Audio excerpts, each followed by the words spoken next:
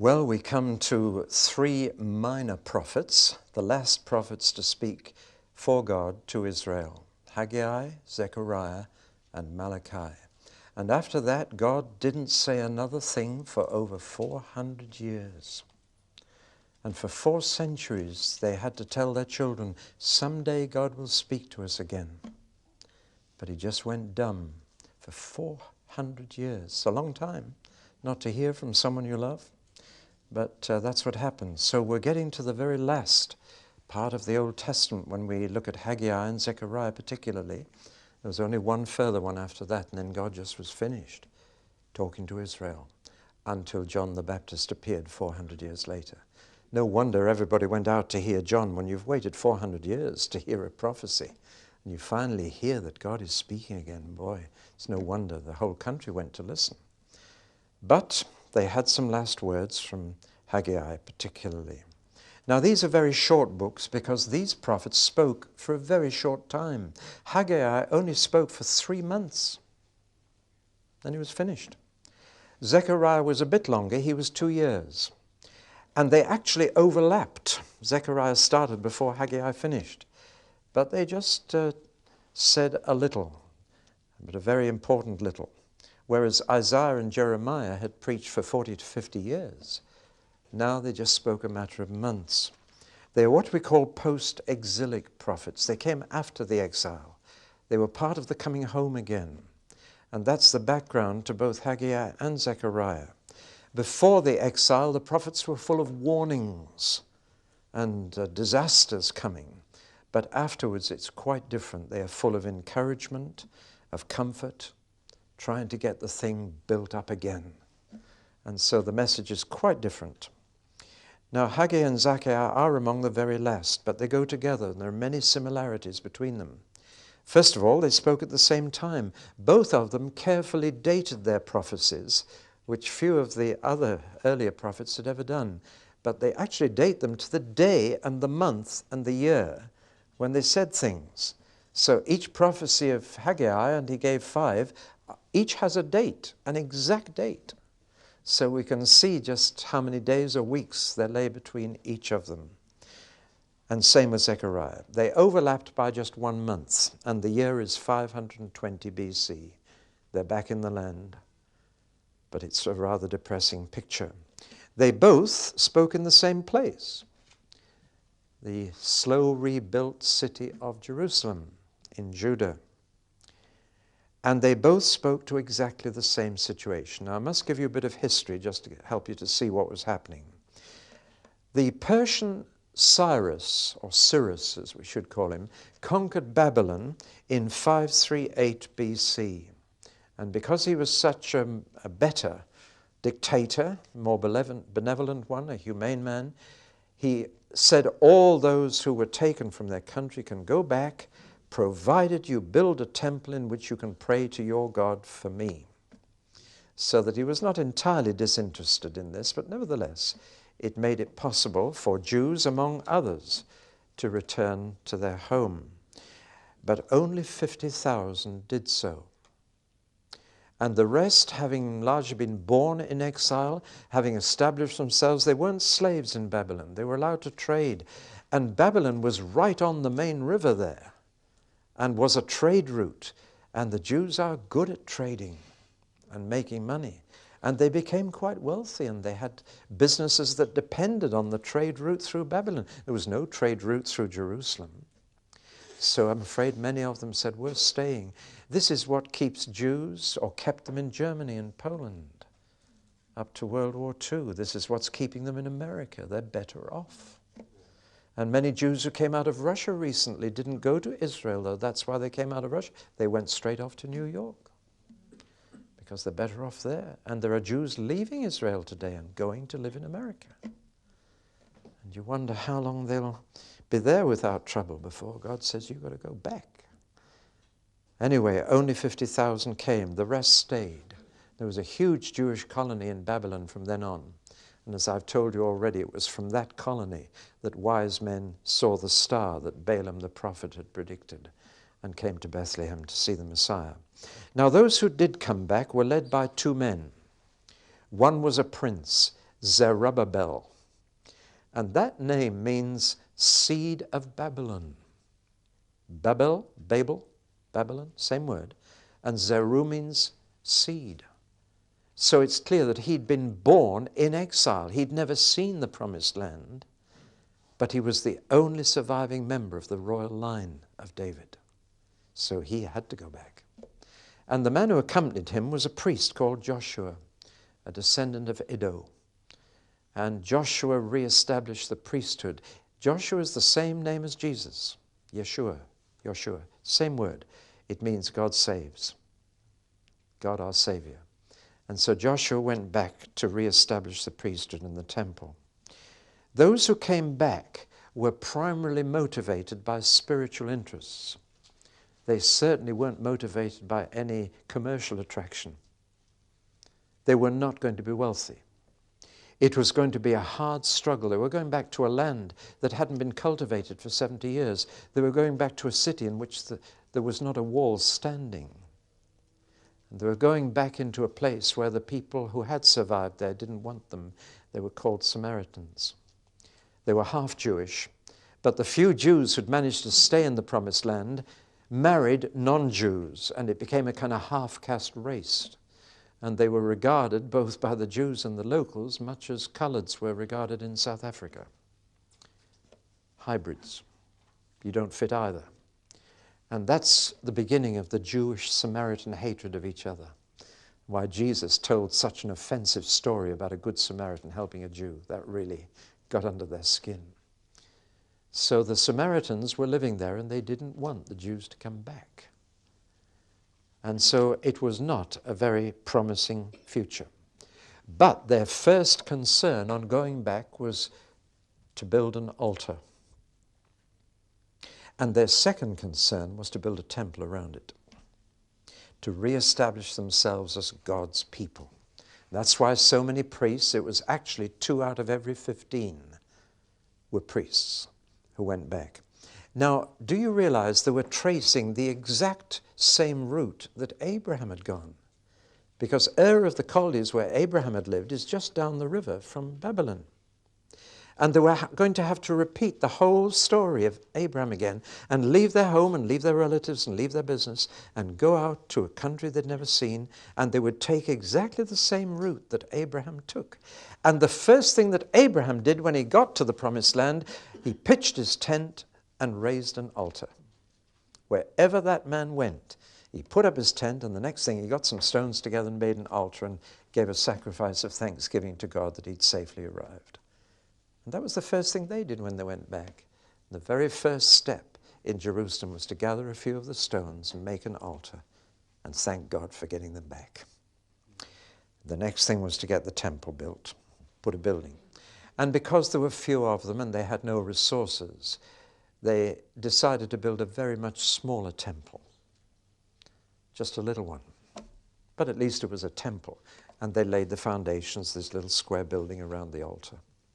Now, all this had involved great sacrifice. They'd left friends, relatives. They'd left brick-built homes for temporary accommodation and tents. They'd left prosperity for poverty. They'd left trading for agriculture. They must now learn to dig again. It was a very costly business, but they had their dream. And their dream from the book of Chronicles was of reestablishing a royal kingdom with their own king and to be again a people of God in the land God had promised their forefathers. But the good old days did not come back. The dream faded. Fantasy gave way to reality, and the size of the task discouraged them and their hearts sank. The opposition of the local people, the Samaritans, to their return was very strong. And the subsidy, Cyrus had given them financial help to go back and rebuild, and that stopped when Darius replaced Cyrus and got involved in wars which were expensive, and the first economy he made was to cut off the subsidies that had been given to returning peoples to build temples. So they now found themselves without money. So they stopped building after only 2 years. And for 14 years, they didn't put another stone on the temple. Just The foundations were in and low walls, but that was all. And after 2 years, they gave up. They hadn't the money. They were struggling to stay alive, to scratch a living from the poor soil. And it was just too much. On top of scratching a living to be building temples, that was a luxury they couldn't afford. Their concern now was mere survival. Then their economy went into severe recession. Food became scarce and very expensive. Inflation rocketed. And bad harvests reduced the supply of food. Droughts and disease hit the corn. They had no savings. They'd spent all the money they'd saved in Babylon on just food and clothing. It was a huge anticlimax. Everything had gone wrong. They'd come home with these hopes of rebuilding a nation, and now they could hardly stay alive. And of course, they discussed the question, why has it turned out like this? And they came up with their own answers. They hadn't been wrong to return, but they had chosen the wrong time. And they began to say we should have stayed longer in Babylon and built up more money for ourselves and waited until we were fit enough to come back and could come back in strength and come back with wealth. And then we could have done it. But we chose the wrong time. We're not in the wrong place, but we chose the wrong time to come. We're having to overstretch ourselves. We should have been established as a people first when we'd multiplied and prospered. And though Abraham may have been content with a tent and an altar, we're not. We want to rebuild. They'd been back 18 years and had so little to show for it. Now, I'm trying to depress you. I want you to feel the depression they were in. And that's when Haggai spoke to them. He'd come back with them from exile. I think he was probably a priest, but we don't know who his father was, so he wasn't a very important person. Important people knew who their father was. It is not poetry, it's all prose. Now that is very significant because there are no feelings of God come through at all. It's as if God is fed up, as if he doesn't feel anymore. That's very significant. But the word of the Lord came, not to Haggai as to other prophets, but by Haggai, which means that it was a word of insight rather than revelation, that he saw what was really wrong and why the dream had collapsed and why it was all so depressing. He could see it. But he brought word after word from the Lord, 26 times in just 38 verses, thus saith the Lord. And he brought the word of the Lord to them in this second shortest book in the Old Testament. There are actually, these are the messages which he brought. I've even put the dates on them. That was in the first of the 6th month, in the 2nd year of Darius. That's in the 24th of the same month. And then the 21st of the 7th month. Then the 24th of the 9th month. And finally, again on the 24th of the 9th month. 5 days, that's all. And yet he brought 26 words from the Lord over 5 days. And they grouped around certain things. And he came asking questions. Chapters 1 to 3 are all about questions from the Lord. The Lord questions the people. He makes them think.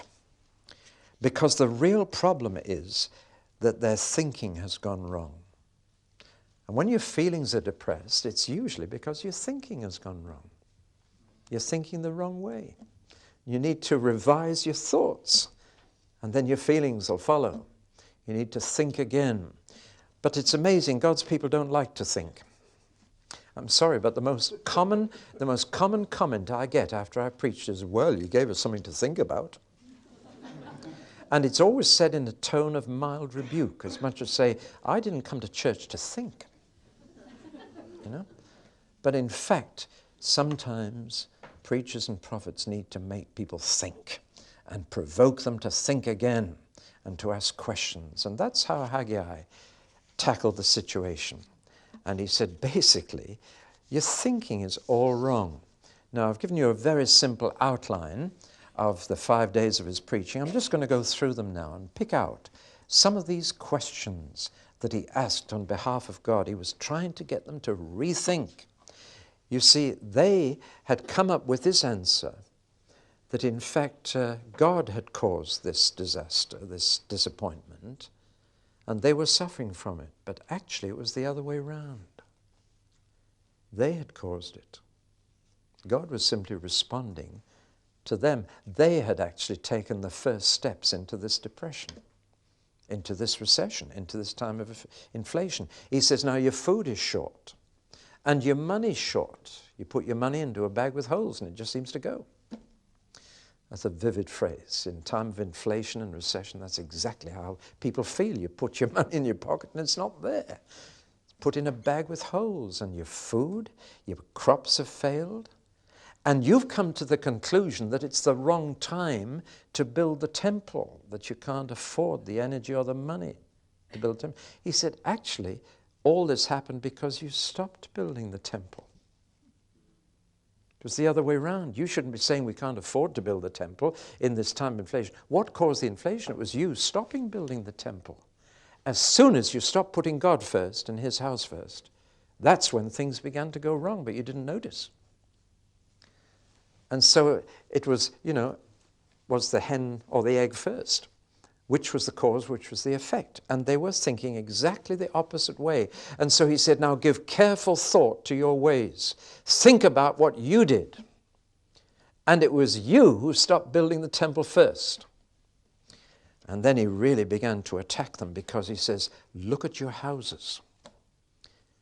Wood paneling. Now you must realize that when they went back, wood was very scarce. The trees had all been chopped down by the Babylonians, and they had to import wood from places like Lebanon, where there were cedar trees. And so a person with a sealed house, that was something. A person with a paneled dining room, they're spending a lot on their own house.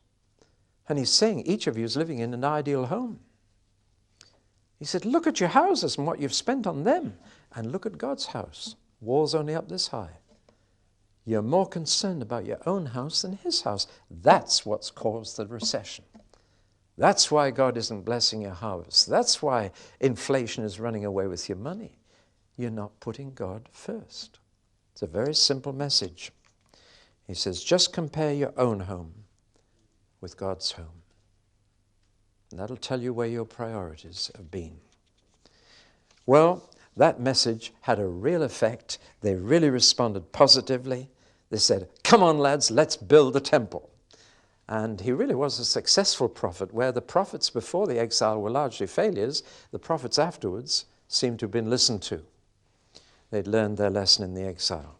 And so they got going, and as soon as they did, Haggai's last word to them on that first day was, thus says the Lord, I am with you again. Off we go. And so they stirred up. They took a little time, 3.5 weeks to get the builders organized and to get more material for the temple. But 3.5 weeks later, they were off and building. The second message comes the 21st of the 7th month, just 27 days after they began building, less than a month later. And now morale was declining, largely through old people talking. It's so very human, this. It says the old people are saying, it's nothing like the temple in my day. There were old people who'd come back who remembered the previous temple. They said, it's a poor little thing, isn't it? Call this a temple? You should have seen the temple we had. Now, this kind of encouragement really is devastating. It's not like it was in my day. You look back through rose-colored spectacles anyway. You can't trust elderly people talking like that to be remembering correctly sometimes. But that's what they were doing. And it was terribly discouraging. And it was undermining the work. Haggai had to speak again from the Lord to keep them building. And he said, don't despise the day of small things. Better begin small than not at all. Let's get a temple up. God's not so worried about the size of his house. He just wants a house to live in where he can dwell among his people. So don't despise the day of small things. Lovely message, isn't it? And he got them going again. And he made promises. And again he said, in the name of the Lord, I am with you. My spirit remains with you. And also he gave a message 3 times. He said, be strong. And once he said, and don't be afraid. And we've made a chorus out of that, haven't we? Be strong, for I the Lord, be bold, for I the Lord am with you. That's straight out of Haggai's second little message. Some of these choruses really pick up these messages, but unfortunately we sing them and we don't remember when they were given. And we need the context to understand the real meaning of these songs. Then he talked about the future in this second day he spoke to them. Talked about the future, that God would shake the heavens and the earth and shake the nations, that he was in control of nature and history. And then a very strange and difficult verse to translate comes up, and the desire of all nations will come. Now I'm afraid too many think that's a promise of the Messiah. The desired of all the nations will come. It's a very difficult bit of Hebrew, but I'll tell you what I think it means. That word desired is usually translated in the Old Testament as valuables, as treasures which you desire. And I think it's a promise that further silver and gold will come and help to restore the temple to its original condition. It's saying the treasures of the nations will come. I'm going to shake the nations and they'll send their treasures here. And in fact that happened, because shortly after that prophecy, a whole wave of silver and gold came from Babylon, or from Persia as it was now, to help with the rebuilding. So I think that's what it means. We read too much into it if we think that means the Messiah will come. And then God says, I will fill this house with my glory, and the glory of this house will be greater than the glory of the former house. And in fact, ultimately it was, because during Jesus' day, that second temple was rebuilt by Herod. And it became the most magnificent temple the world had ever seen, though it was never actually finished even in Jesus' day.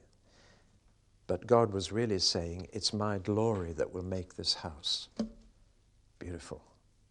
And the glory of this later house, this second temple, will be greater than the former, the first temple. So with all these promises, Haggai kept them going. And then the next crisis came 2 months later, because a problem arose. It was now 2 months later into December, and there was no rain. Now you see, Haggai had said, you caused this drought and the famine and the shortage of food because you stopped building the temple. And now they came back to him and said, now we're building the temple again. We've been building it for 2 months, 3 months. There's no rain. Now rain is expected in October. That's the early rain. And it hadn't come still by December. And they're saying, hey, just a minute. You said everything would go right when we started rebuilding. And we've rebuilt so much. Look, we're getting the roof on now. And God hasn't sent the rain. It's going to be another bad harvest. Now this is a bit of a problem for Haggai. You can imagine there's a theological problem here. He said, this needs careful thought. 3 times he said it. And then he said, there must be a reason why God hasn't responded immediately to your rebuilding. Must be a reason. He said, God, what's the problem? And God told him. And he went with new questions to the people. He said, tell me, if you put a stack of dirty plates with a stack of clean plates, do the clean plates make the dirty plates clean, or do the dirty plates make the clean plates dirty? Nice little question. What's the answer?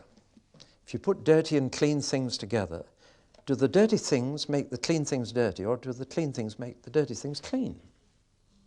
You know the answer? Right. And then he said, and here's another question. If a thing is consecrated to the Lord and you put it with something unconsecrated, does the consecration pass over from the consecration to the unconsecrated? The answer is no. And then he said, now if you think about that, you've got the answer to why God hasn't put the harvest right. He said, you're building a consecrated temple, but unconsecrated people are doing it. Dirty people are building a clean temple, and that's making this new temple dirty in God's sight. He said, the real problem is you think you're godly because you're building a temple, but actually you're not godly people. And you're contaminating the temple in God's sight because you're not putting your lives right. And they got the message. And they began to clean themselves up. We don't know what the sins were. Haggai didn't mention them, but they knew. They knew what he was talking about. They knew what they were doing secretly and on the side. And God said, I don't want dirty people building my clean temple. That's what's wrong. And they put it right, and the rain began the next day. Haggai was a good prophet, you know. He really got through with his sermons, or rather with his questions, and he really got them going. And the rain started, even though it was December. And the word from the Lord was, from this day I will bless you.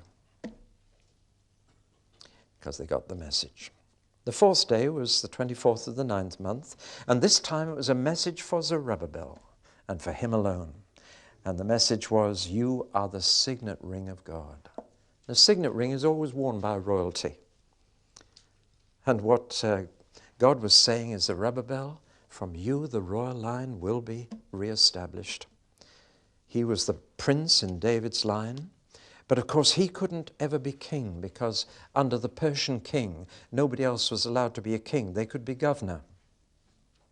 And so Zerubbabel was made the governor of Judah under the king of Persia, now Darius. But he couldn't be king. But the promise was made in this, where are we now? The fourth message over here on the 24th of the 9th month. The promise was made to Zerubbabel, but there'll come a day when I shake the nations, and when I shake them, I will establish, I'll overthrow their thrones, and I'll establish the throne of Israel. And your line will be on it. I'm into number 5, sorry. Yes, I am. All right. So he promises to Zerubbabel that he will shake the foreign nations. He will shake Persia, Egypt, Syria, Greece, and even Rome. And he will reestablish the kingdom of Israel from Zerubbabel's line. And on that day, he says, I will take you and I will make you my signet ring, which the king always uses to seal documents.